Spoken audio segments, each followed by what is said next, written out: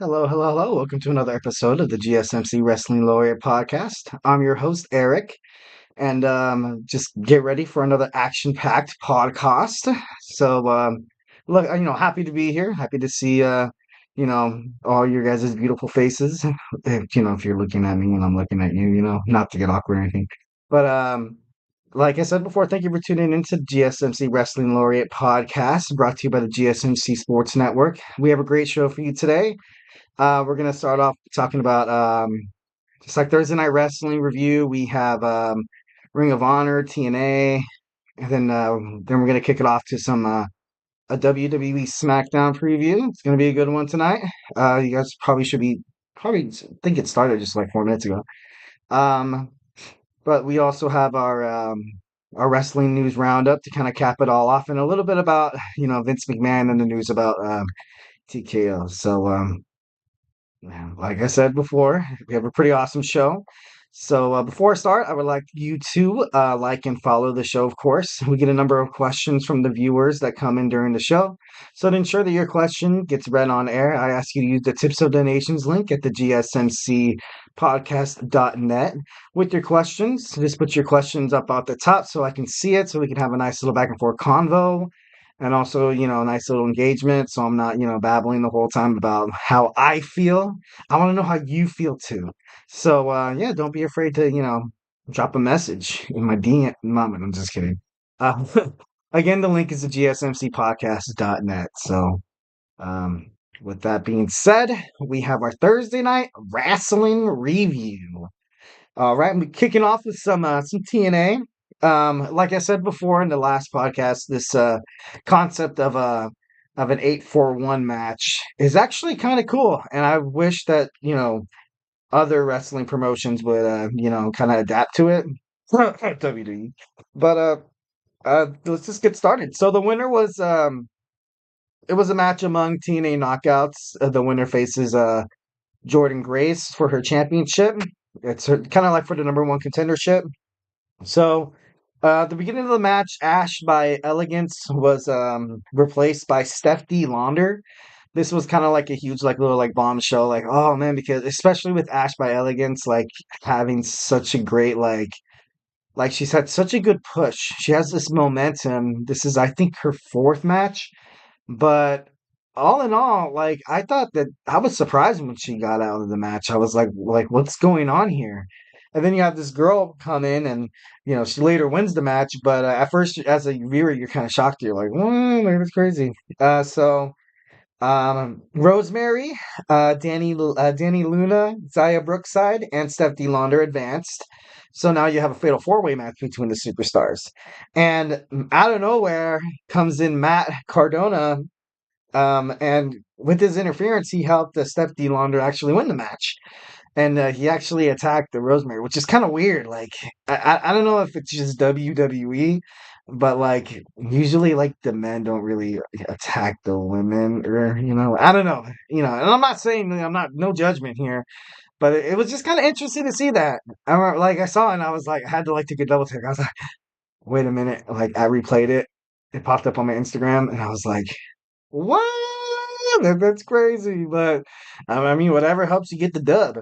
You know, it doesn't matter if you win by an inch or a mile. Winning's winning. Any of you guys are the Fast and the Furious fans? I love the Fast and Furious franchises. You know, after the fifth one, I can admit that I was kind of thought that they were pushing it, but they did add The Rock.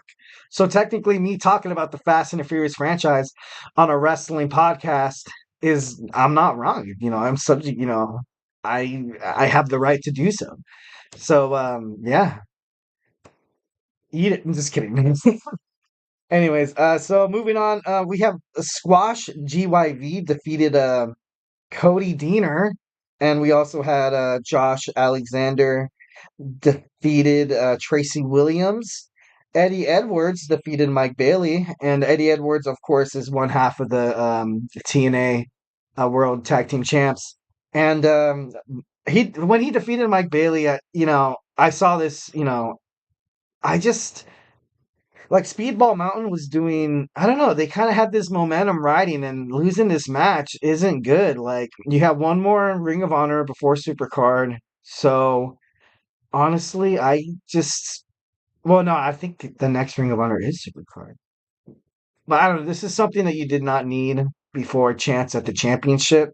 You didn't need to, basically end the match, end the race with your face in this guy's butt. You know what I mean? But unfortunately, they're going to have more of an uphill climb here. Hopefully, Speed Mountain has what it takes to climb up this mountain. Um, so, Laredo Kid challenged Crazy Steve for his digital media championship. So that should be interesting. Crazy Steve has, of course, he obtained the championship. It was kind of, by an assist to AJ Francis, but his match, like I said before, like he beat PCO, like that was pretty big, and um, and now you have him actually defending his title regularly on a low weekly basis, and now you kind of have one at Supercard. For me, in my opinion, I think he keeps the strap. Honestly, I think they can kind of build like this prestige around the title around him because they kind of already had it with Henry, but I don't know. Different personalities, different approaches. It's always good for wrestling. It's all gravy, baby. All right, that was the main event. Well, no, the main event actually was Steve Macklin defeating Chris Sabin. And whenever seeing the name Chris Sabin, it's crazy because I remember him being on top of the X division. I remember once when they had that match, where they would have to like climb across the rope to the middle of the ring to like get the belt. And I remember, Jay Lethal and Christopher Daniels and even AJ Styles. Like, this is way back, man. This is way back, people. Um, Anyways, TNA was pretty good.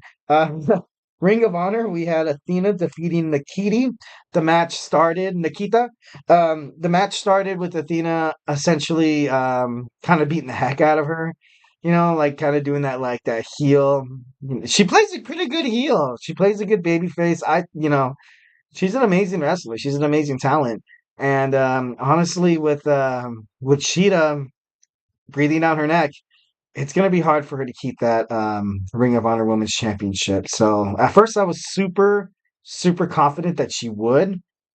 But with all the weeks, and all the momentum that Sheeta has built, I wouldn't be surprised if the title changed hands here. Honestly, maybe it'd be a nice little switch up for Ring of Honor. Usually, like when wrestling wants to kind of spark new audiences. Like, let's just face it. Like, if you just had the same people winning and winning and winning and winning over and over again, that's not going to be really appealing to the customers. Uh, you know, foreshadowing the basically the wrestling universe. So you got to surprise us. You got to keep us hooked. Like this is day one stuff ish, guys. Expect, speaking to the creative team, but y'all don't need my opinion. Well, maybe you do. That's the reason why you're watching. Well, no, you don't need my opinion. I like use the tips and donations like to talk. I want to hear you guys' opinions too. This isn't just a one side battle. Remember that. Anyways, moving on. So we have Griff Garrison and Cade Carter defeating Cash Jordan and Victor Castella. Um, Dalton Castle defeated Nick Camarado, and Castle was event. Johnny TV came out and did his due diligence, and him and Valkyrie ended up, like kissing over his, his prone body, which was, classic not WWE, classic wrestling heel. The guy gets the girl, kind of like an Edge and Lita kind of thing, where they have each other's backs, and it's kind of not annoying, but like every single one of them are going to be interfering in each other's matches just so the other one can get the upper hand and probably win the match. So expect a lot of that happening in the future with Johnny TV's content, contests. So Mark Briscoe had a promo where he told Eddie Kingston to man up. He told Eddie Kingston to man up. Eddie Kingston recently lost his Continental Championship on AEW against Okada. But I don't know. Okada's a really good individual. He's a really good wrestler. So I don't think he should hang his head too low. He's gonna hang his head high. You know what I mean? Like if you had to lose to somebody, let it be Okada. Like that doesn't take away from your legacy. It doesn't take away from your abilities to facilitate matches in the ring. Eddie Kingston just needs to the past is the past, title's gone, but you still have the Ring of Honor Championship title. So you have to, well, you still have not the championship, but he has the title for Ring of Honor. And it's to the point where the great champions say this over and over again. You celebrate a victory. Your losses, although they come hard, they're not. You don't lose, and you don't dwell. You don't dwell in that loss, and you don't feel sorry for yourself. You have to pick yourself back up, and you have to learn from your losses, guys. That's life basic 101 right there. So I think Eddie Kingston would. I think he's going to pick up the win here. I really do. Also, so Kyrie Hogan defeated Diamante. Also, Evil Uno defeated JD Drake. Evil Uno, that's an interesting name. Like, I don't know why I automatically thought of the Uno card game you're playing. And, you obviously have the red, blue, yellow, and green, and then you have the color wheel card.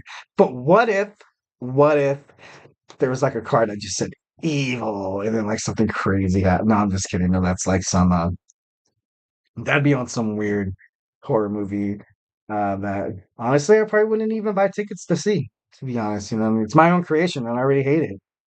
All right, moving on. So the men's world tag team champion Kyle Fletcher retains his title against Blake Christian. And we kind of all knew this was coming.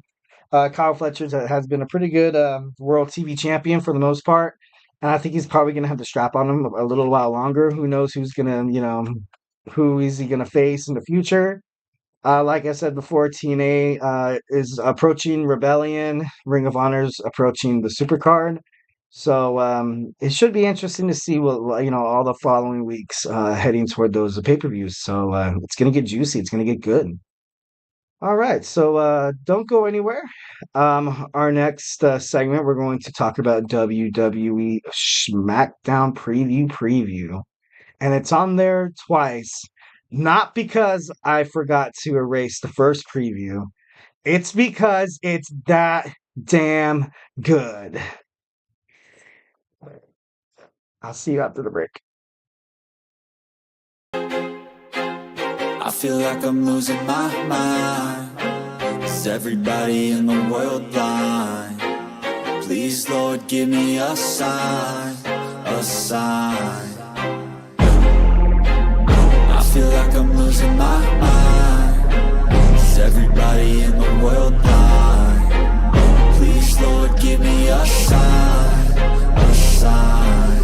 I wanna be the greatest. Everybody on the fake shit. I look around and feel like everybody is the fakest. I make this every day and I'm impatient, hoping one day I blow up from the basement. Statement, the top is so vacant. I don't hear shit that I think is amazing. Waiting for my day when I'm playing sold out shows for 1,000 faces. Hey, give me that crown, get in my way and to be put down. It ain't your place, all this my town. If I want that shit, then I'll get it right now. I'm losing it, the noose it fits, some losing shit, a stupid myth. You choose to live or choose to dip, you choose to fight or lose your grip and lose a gift. I feel like I'm losing my mind. Is everybody in the world blind? Please, Lord, give me a sign, a sign. I feel like I'm losing my mind. Is everybody in the world blind?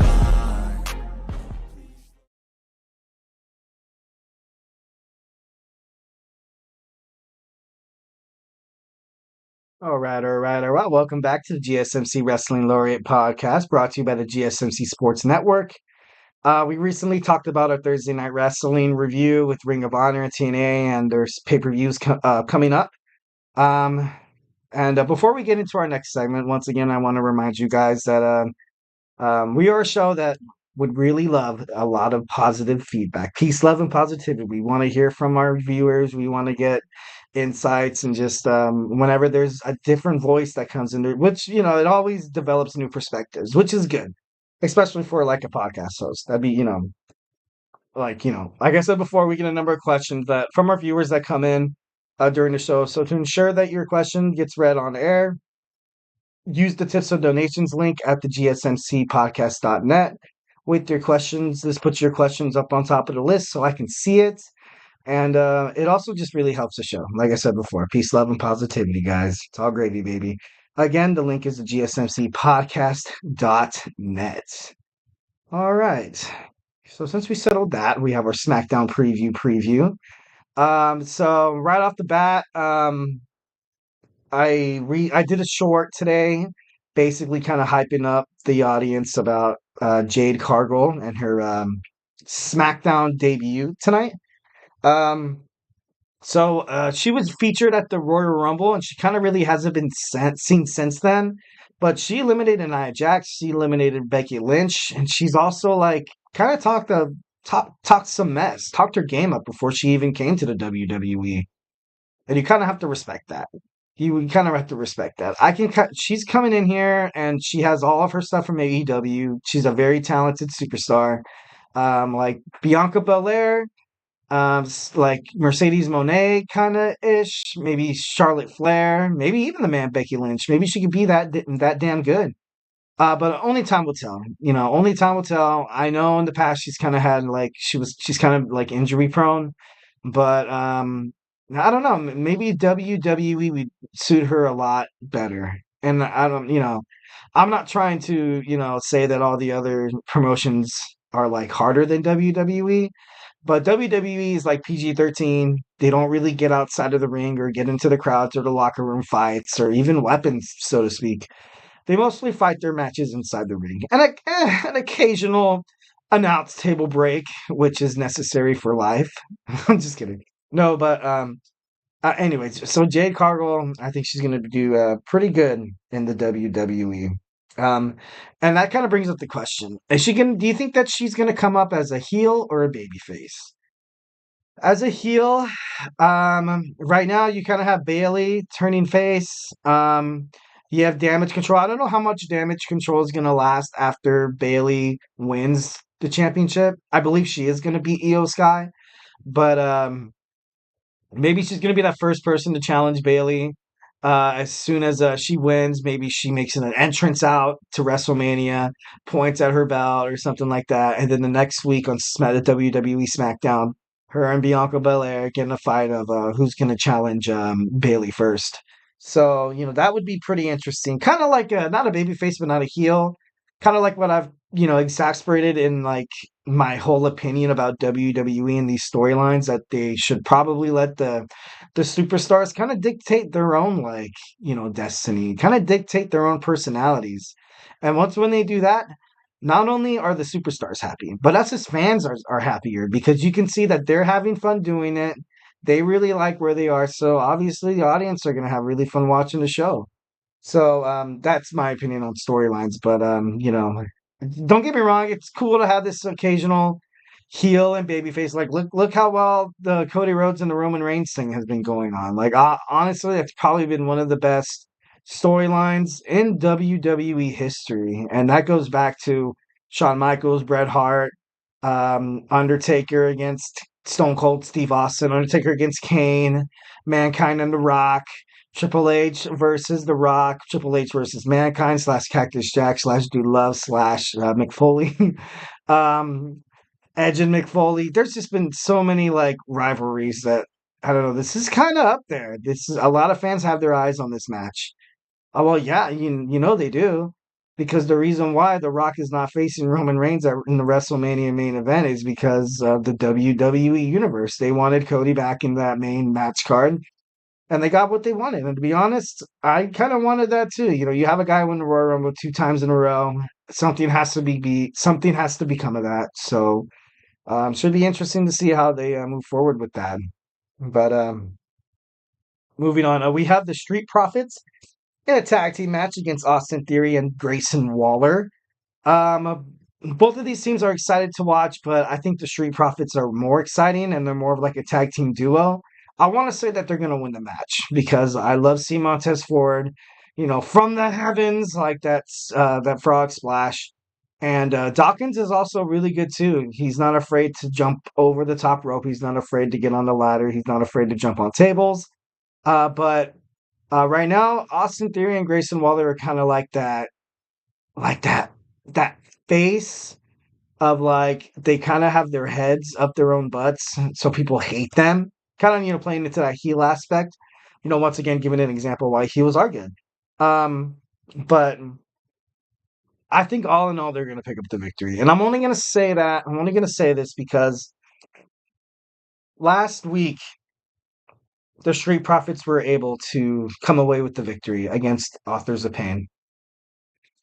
And the only reason why they won was because of a roll up. And usually, when a team gets rolled up, they come back the next week and they're like, "You never beat us." Like, it was just by chance, kind of like the whole Chad Gable and Sami Zayn thing where Chad Gable was like, "Oh, you got lucky, you rolled me out. That's the only reason why you're, facing Gunther and you can't beat Gunther. You need to, not let him play you and stuff like that." But I can see the Authors of Pain getting involved in this match and costing the Street Profits their chance at a WrestleMania match, which is kind of sad because the Street Profits are a good tag team.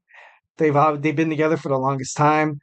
But I guess it's Austin Theory time, A-Town Down, and also Grayson Waller. Two single stars pretending to be a tag team. I'm just kidding, no. But I really don't like that as a wrestling fan. Like, if a tag team's meant to be a tag team, let them be a tag team. But hey, I'm not part of the WWE creative team, so send in my resume anytime. I'm just kidding, no. So I think that the Street Profits are going to lose. Moving on, we have Bianca Belair versus Dakota Kai. And as soon as I saw this match, I thought to myself, I was like, man, I feel bad for Dakota Kai because she's going to get her butt kicked by Bianca Belair. Bianca Belair is that good. And she's pissed off because Damage Control spit mist in her best friend Naomi's eyes. And then they're going to get beat. They're going to get beat down this episode. I'm just kidding, no. Honestly, I kind of see this match kind of going the same way the Naomi and Io Sky match went, where I'm not sure if Dakota's going to lose, but she's not going to win, if that makes sense. I can imagine, like, when Dakota Kai's, like, getting her butt kicked, and then all of a sudden, like, the match is broken up by a 3-on-1 assault. You have the Kabuki Warriors, you have Io Sky coming at Bianca Belair, and then down comes the ramp, comes Naomi. Naomi comes to help out her friend Bianca Belair, but once again, the numbers of Damage Control proves pivotal, and Bianca Belair and Naomi are getting beat down. But then who comes out? Who comes out? The girl who got her butt kicked, who Io Sky kicked her butt in the backstage. Out comes Bayley. And then Bayley's going to save Bianca, kind of striking up this Belair, kind of giving Bayley that, the 2 cents of, you know what? Maybe she has changed. Maybe. And she's going to kind of give her the benefit of the doubt. And that's probably going to be how, more of like a babyface play for Bayley. So that's how I kind of see that match being unfolded. Also, we have Butch and Tyler Bates in the 6-pack ladder match qualifier against Legado del Fantasma. And as much as I love Legado del Fantasma, I don't think they have what it takes to really defeat a team like Butch and Tyler Bates. The only reason why I think they would is because they have better chemistry, you know what I mean?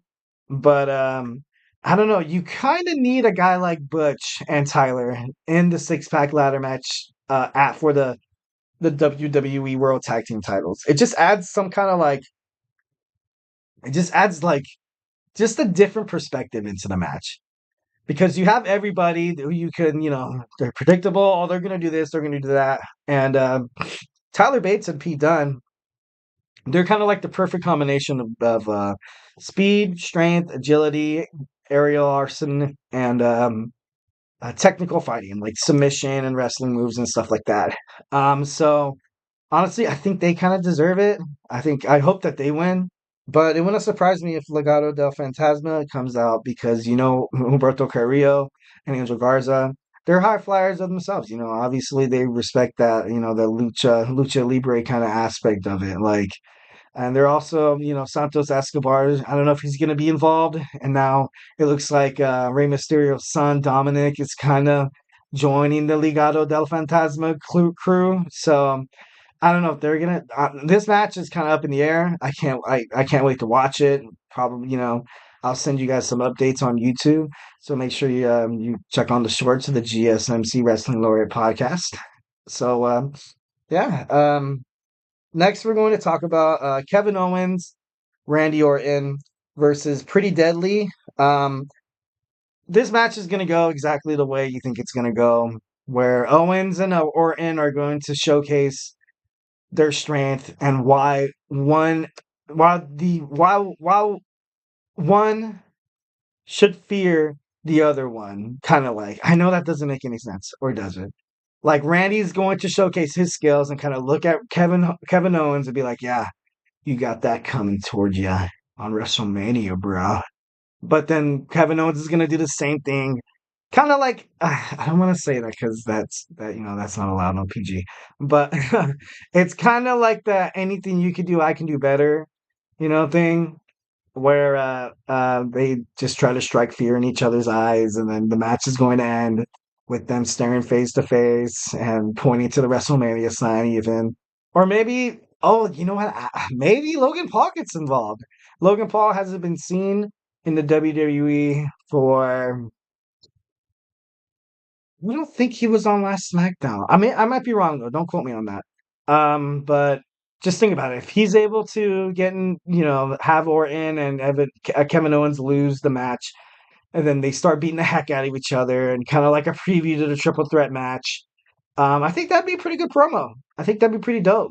But I don't know. I just think that a tag team match, how Kevin Owens and Randy Orton are going right now, there's got to be something within either tonight or tomorrow that's going to kind of drive a wedge between those two guys. And, obviously I think they need to do that. They need to do that to, just get the fans hyped up about this match, kind of get the fans backing one of the other wrestlers. And honestly, I could say that in a triple threat match, Logan Paul has his fans, you have Randy Orton that has his fans, and you also have Kevin Owens that has his fans.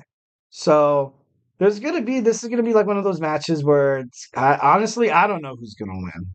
I have recently predicted that Logan Paul will probably get the dub.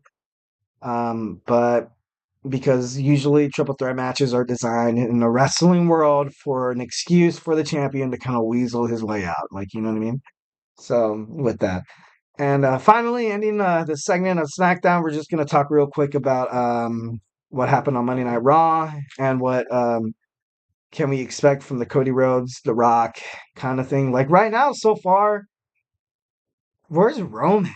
Where's Roman during all this? Like, I know, like, you have The Rock, Cody Rhodes, Seth Rollins, Drew McIntyre, and CM Punk. Roman has just been kind of laying low and kind of biding his time, which kind of makes me a little nervous. Like, especially when I'm thinking that Cody Rhodes is going to come out the victor, the undisputed Universal Champion at WrestleMania 40, Philadelphia. But I don't know. I don't know what Roman's doing or biding his time, or he's kind of just sitting back and be like, I'm going to let the idiots fight each other. Acknowledge me. And then, I don't know. But I think Cody needs to fight back. Cody can't just let what happened on Raw slide. I don't know if it's going to be like the same way of that Raw ended, like Cody and attacking The Rock. But The Rock, whenever he returns to wrestling, he's viewed as this, like, not like savior, but he's viewed as this complete badass who's like invincible, who's the strongest guy ever, who you can't hurt The Rock.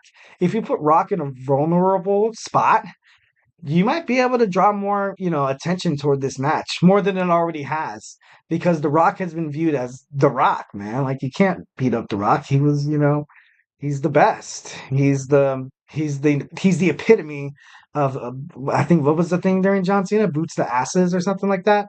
But I don't know. I think that Cody Rhodes needs to do something here. He can't just let what happened last Monday on Monday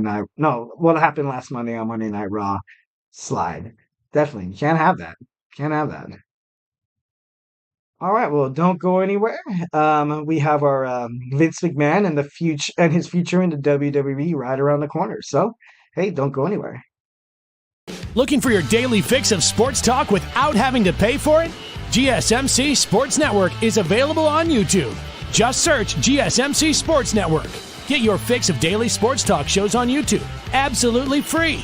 NFL, college football, NBA, MLB, MMA, UFC, fantasy football, and so much more. GSMC Sports Network has shows running all day long, with new sports shows starting every 2 hours. Just like on your favorite cable sports channel, except GSMC Sports Network is absolutely free. Just search GSMC Sports Network on YouTube to catch one of your new favorite shows, like the GSMC College Football Podcast, Chip Shot Football Podcast, Hoops and Heels Women's Sports Podcast, GSMC Basketball Podcast, and so many more. Check it out for yourself. GSMC Sports Network, now available on YouTube absolutely free. Search GSMC Sports Network on YouTube right now.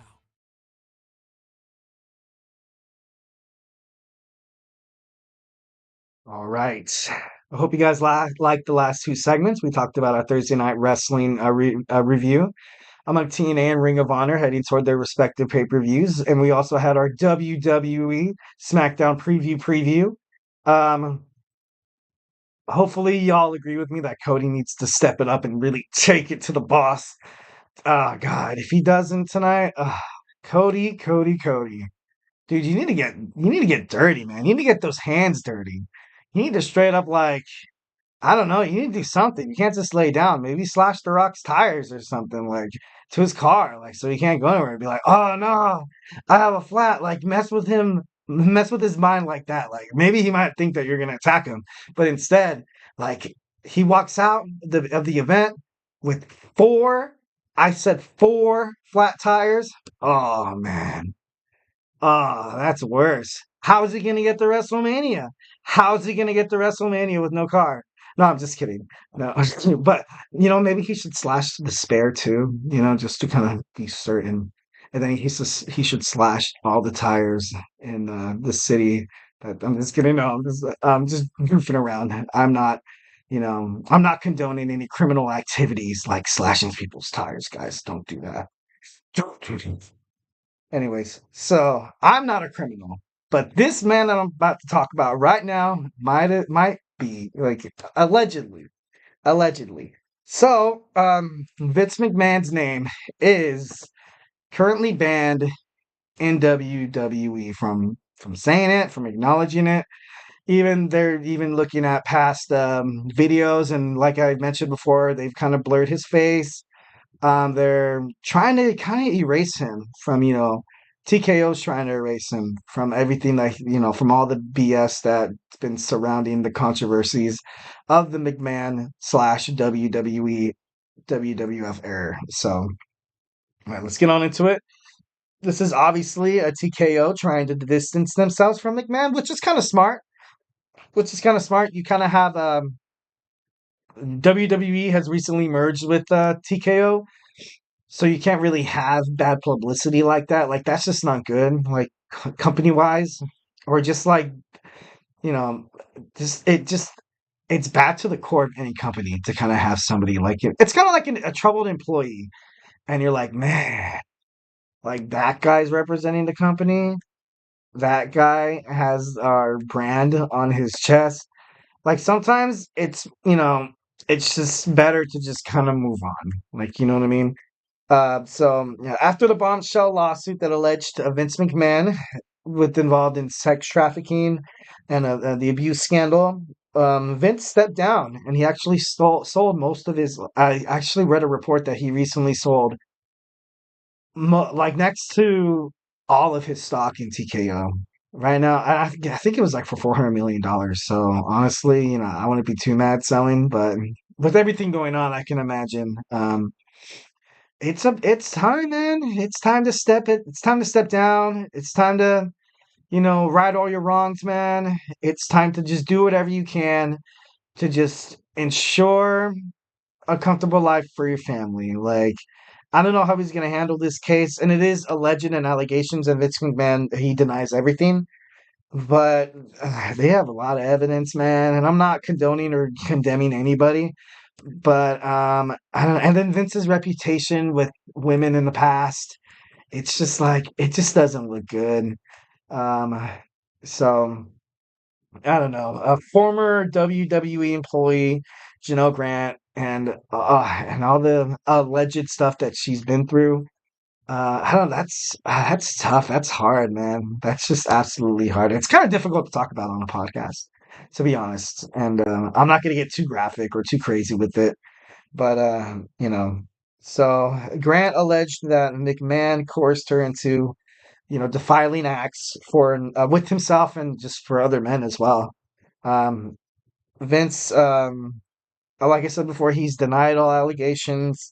This is a federal criminal investigation, guys. This is pretty serious, and I think the reason why like a lot of the McMahon family has kind of left everything kind of to Triple H, and you don't really see during Triple H's press conferences or promotions of TKO and the WWE, you don't really see his wife Stephanie McMahon by him. Like, you know what I mean? Like, it's to that point where um, you kind of have to give the keys to the kingdom to Triple H here.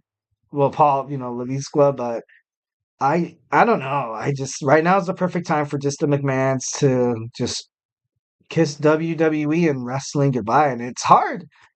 It's hard because the McMahon family has been involved with professional wrestling ever since the dawn of time, man. Like that, it's crazy. And McMahon obviously has a lot of kind of has like a lot of history. Like, I don't think wrestling fans could ever have Vince McMahon erased from their memory. Like, you know what I mean?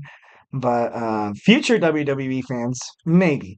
But there's just so much stuff that happened with Vince, like Vince and the Stone Cold Steve Austin, Vince and the corporate, and then once when him and Triple H and DX formed together, and then him constantly having matches with his son Shane, feuding with DX again in 2017. Um, it's it's crazy, but Vince McMahon always kind of inserted himself into like the storyline just to kind of make the show better. And some things that he thought that would make the show better maybe wasn't ideal or appropriate, but at the time, and considering the circumstances of the wrestling errors and kind of who watched what. Like I said, I watched the Attitude Era, the Ruthless Aggression Era, and I saw how wrestling was back in the day, where there was blood, there was swearing, there was divas. They weren't women's wrestlers; they were considered divas, and people, old fans, old generations, they like that type of wrestling. As soon as wrestling turned into like more of a PG thing, some of them stopped watching it, others continued because they loved the business. But it's just like one of those things where it's crazy how all this is going down. But whatever happens, obviously I don't want wrestling to get hurt from it. But it's to the point where Vince McMahon should probably just cut his ties and just like, I don't know, it's time to retire, man. It's time to call it quits. So this lawsuit also included John Laurinaitis. John Laurinaitis, I believe, is the stepfather to the Bella twins. I could be wrong.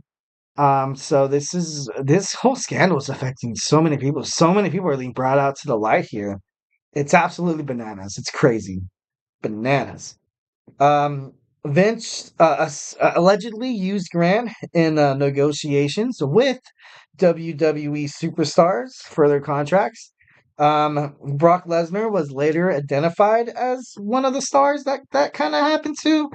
And like we have been expecting Brock Lesnar to make a comeback to WWE for such a long time, and with this happening, I doubt that he'll probably ever insert himself in the TKO operations again, which is crazy because he was a UFC fighter and then he was a WWE fighter, started WWF, but um so it's kind of sad to see kind of Brock leave on this kind of circumstances. And I don't know if this affects him or Vince's, standing in terms of like getting inducted into the WWE Hall of Fame. I honestly kind of think, if this allegations and this lawsuit kind of goes south, they can very much see those two kind of lose that call to, the Hall of Fame. So once again, it was according to Front Office Sports. Corporate officers that were involved was the WWE at the time CEO Nick Khan, COO Bloom, and also Stephanie McMahon. So you kind of have your daughter involved, and the daughter is married to right now the head of Triple H, and it could it this could very much like start a new like era of wrestling because like you're not gonna have any of those guys. And Triple H has been doing such a great job with newly acquired talents, storylines, backstage promos.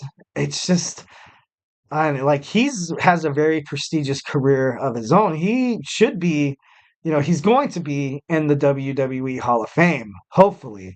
If not, if something doesn't randomly pop up that involves Triple H, which would be heartbreaking as a Triple H fan. Triple H is probably my second favorite wrestler of all time. First is Shawn Michaels, Triple H, The Undertaker, and then of course I liked Kurt Angle. But I don't know, this could be pretty bad. And what kind of baffles me about all this, and throughout this whole thing, you haven't really heard anything from Shane McMahon. And I think Shane McMahon, I kind of feel like he kind of knows how his father is and kind of how he handles business and his employees and stuff like that. So it's one of those things where he's probably, behind the scenes giving Vince support, the family support stuff, some support. But I don't know, I think he's kind of just like keeping his hands out of it, laissez-faire, hands off. And honestly, I could probably say with confidence that if something goes down where McMahon family is completely out of the WWE, you can kind of understand why Shane McMahon wouldn't want to put his hands on wrestling, wouldn't want to continue his father's legacy, because of like so much tarnished relationship that the McMahon name kind of brought to professional wrestling. How many allegations and how many lawsuits were filed because of Vince, or allegations and stuff like that. But I don't know. I think it would be smart to for Shane McMahon to also take a step away from wrestling and just, I don't know, retire, just quit, do something else. So, yeah, pretty hard to go through. Like I said before, like you never really ideally want to like talk about this kind of stuff at the podcast. But I am your wrestling laureate, so you deserve the news and the update. It was hard for me. I might have grown an ulcer or two talking about this, but for your entertainment, anything. I'm just kidding. What we have to look forward to is our wrestling news roundup. I'm going to give you guys some wrestling some stories to go in through to the weekend, so you guys could go into your weekend a little more educated on what's going on in the wrestling world. Don't go anywhere.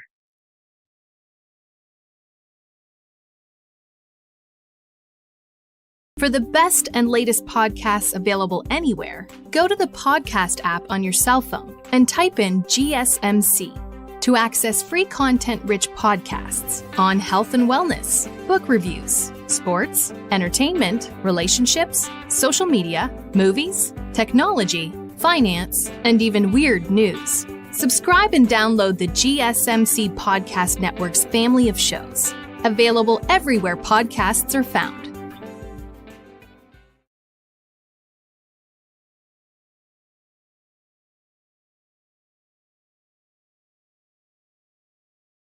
All right. Welcome back to the GSMC Wrestling Laureate Podcast, brought to you by the GSMC Sports Network. Our first segment, we talked about our Thursday night wrestling review. Our second segment, we talked about our WWE SmackDown preview. And our last segment, we, reluctantly talked about Vince McMahon and his lawsuit and the allegations with Janelle Grant. And also his future with WWE/TKO. But so let's end the program with a little something on the positive side. Well, not positive side because some of these stories are like injured wrestlers, but hey, what I mean. Let's move on from the McMahon carnage here. Story number one, we have MJF's contract with AEW. A lot of people are a little nervous if MJF is going to come back to the AEW, which I think he will.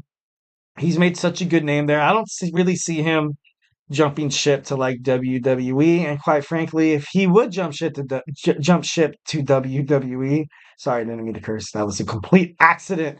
But I just don't see him fitting anywhere in like any of the storylines. I think that's the reason why kind of Edge left the way he did, was because his contract was up. He had the whole Judgment Day thing go south, and I don't know. You kind of go back. You kind of go to AEW where you join your your long lasting friendship with Christian Cage, and then you kind of assert yourself and kind of have your own storyline, and that's kind of what Edge did in AEW. So MJF, he hasn't been seen since the AEW World's End pay-per-view in December. But it's been reported that all he's doing right now, guys, is recovering from injuries. He has his contract did end in early 2024, that that report stated. And for me, early 2024 probably would be maybe like around this time. So they're probably in the works with structuring his contract right now, and there's no doubt in my mind that MJF will probably return to the AEW. But this guy is rehabbing. He's trying to recover. He suffered a torn labrum and also a torn shoulder. So those are all things that I don't know. Those are all things I could just put somebody down under, and it can honestly not probably like it never feels the same again. Like I, suffered a torn shoulder once. I think I was like 21 years old, where I was trying to like lift weights like a maniac, and I was, impressed. I was trying to impress everybody by repping to 225 like 15 times, and I'm just sitting there. I was like, yeah, like not knowing all the wear and tear it did to my body. And then like one day I woke up and I was my left. I think it was my left, and I tried to lift it up, and it just it hurts so bad. Still to this day when I'm working out and I feel something, I'm like, oh no, like, and you just know that it was because all the wear and tear of your body goes over the years. No one lives forever. Protect the body you got already. Um, so like I said, there's no doubt in my mind that MJF will probably return to AEW. So AEW fans, don't fret, chill, take a chill pill. Your boy E he's here with good news. Good news. Anyways, TNA is planning on bringing in former AEW talent Mike Santana, which is good because Santana, like, he obviously was in AEW, and AEW and TNA and Ring of Honor, they kind of dabble in each other's, promotions and organizations. So this is not really much of oh my god, like I'm not saying that he's not talented, because he's so talented. All these wrestlers on this roster is talented, but I don't know. It's interesting to see what TNA is planning to do with them. Maybe make him into like an X Division competitor to fight Mustafa Ali. That'd be pretty good. I can deal with that. Um, so WWE star Shotzi has suffered a knee injury. It happened in February. Shotzi challenged Lyra Valkyrie for her NXT Women's Championship. I guess sometime during the match, she hit her knee on the side of the ring or something like that, and she kind of had to quit the match like right away. Like Valkyrie was able to continue her professionalism and kind of like made it seem like Shotzi was still in the match, although she was probably she's probably hurting super bad, which is kind of crazy. But I like the way these superstars are so professionally trained, and how they can turn a freak accident like this into something that people are like, oh, it's a good match. You never really suspect anything, of it. But in reality, Shotzi's gone, and she's been gone for a long time. And some people are like, man, whatever happened to Shotzi? Like, that's crazy. I think the last time I saw her in a WWE ring was maybe Royal Rumble. I think it was Royal Rumble. That was the last time I saw her. But she's a great superstar. She's super talented. She's fun to watch. So I hope she makes a speedy, and a healthy recovery here. So, also, long-standing rule in the WWE has been broken, and it was broken last Monday night with the Cody Rhodes and The Rock drama, and where The Rock made Cody Rhodes bleed. And according to PG television, bleeding is unacceptable. And The Rock was asked to comment about it, and he basically like told them to go F themselves. And because he's part of the chairman at TKO, so you can you can honestly probably say they maybe gave him a little more leeway, especially with what he wants to try to accomplish here in the WWE now that, especially with all this drama going on with the whole Vince stuff. You kind of have to think about it, and you kind of have to speculate that was The Rock brought back to the WWE picture to challenge Roman Reigns to kind of distract the people about what was going on with Vince McMahon, kind of like a scapegoat. And to be honest, it kind of does make a little sense, but you also have to take in consideration that The Rock is the sitting, one of the sitting chairs in TKO. And I can imagine he was probably approached by someone from the promotion, and was like, hey, like, we have so much stuff going down right now. We have all this Vince stuff going down, and it's kind of tarnishing our company. Is there any way you can perhaps step in and have a crazy promo with your brother and Cody? And he probably took that and he was like, absolutely. I bet he's been dying to come back to WWE for the longest time. And I kind of know how, like, it kind of seems like it was like a public relations, like, you know, damage control kind of thing. Like, oh, we need this to happen. We need this to happen, right now, right now, right now. The panic and all. And it's because The Rock has a movie that he's going to film in May. And usually, if The Rock has to shoot a movie, he doesn't really come back to the WWE. He doesn't really, frolic, or he doesn't really dabble inside the wrestling business because he's either working on probably like scripts. He's a lot of acting going on. Can imagine some personal stuff too. Um, but I think The Rock kind of was kind of like that scapegoat TKO kind of involved in wrestling to kind of mitigate the whole attention to this negative Vince McMahon publicity. So, in that. All right, and the last news story I talked to you all about is the unexpected match in WWE WrestleMania 40 has officially been scratched. And so going further on into it, the WWE World Women's Championship tag titles were expected to have a match at WrestleMania, but has been scratched because WWE is planning to have the Kabuki Warriors kind of do something with damage control. So what does that mean? I think that means with Bailey fighting Io Sky for the championship. So that just leaves Dakota Kai and the Kabuki Warriors. And then you're going to have Bianca Belair and Naomi looking for a tag team partner. Um, I'm not sure if it's going to be Jade, but it would kind of make sense if it was. And then kind of like sometime after the match when they win, Jade looks at Bianca and Bianca looks at her, and Bianca ultimately blames her for her not having a match at WrestleMania for the Women's World Championship, which is true because she was eliminated by Jade Cargill. But I can kind of see something branching off that, going on, and maybe like the number one contender fights Bailey at SummerSlam. That would actually be pretty cool. It'd be pretty cool to see you have Jade and you have Bianca. It's two of the top women's talent in their respective organizations and in their respective women's division. Like just in wrestling, women's wrestling in general, both of them have kind of been that steeple, kind of like that, kind of what I was talking about the Mercedes. Why Mercedes Moné was so vital to sign. It's because you could develop a pay-per-view around this person. You can't really do that a lot with some of the men's superstars too. They were able to put women's wrestling on the map. They were able to basically be like, hey, women could hold on to a main event. We can produce just as much publicity, marketing technique as the men do. And you got to, honestly, I really respect that. That's why I kind of hope that Jade Cargill kind of has a successful run in SmackDown. But I don't know, it's going to be fun.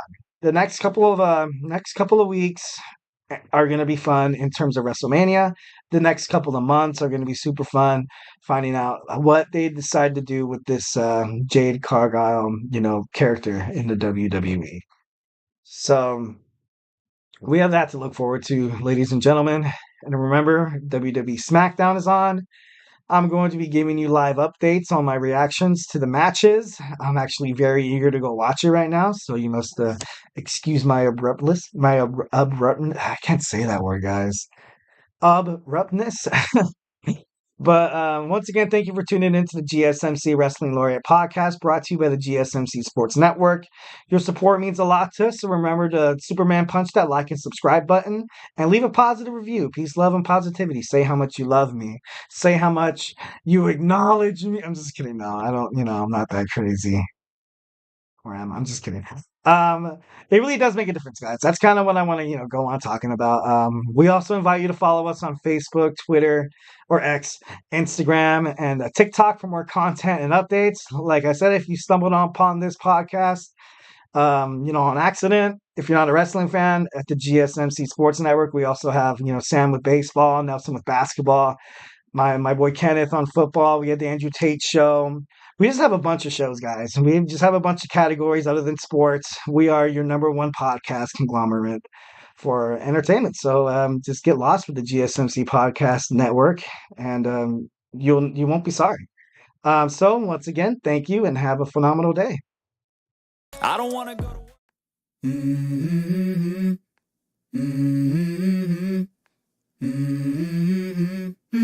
work. Let's go. I wake up to a little bit of drool on my pillow, feel like it's gonna be a bad day. Yeah, I'm tired of shit, and the coffee ain't hit yet, damn, ain't that great. I don't wanna go to work.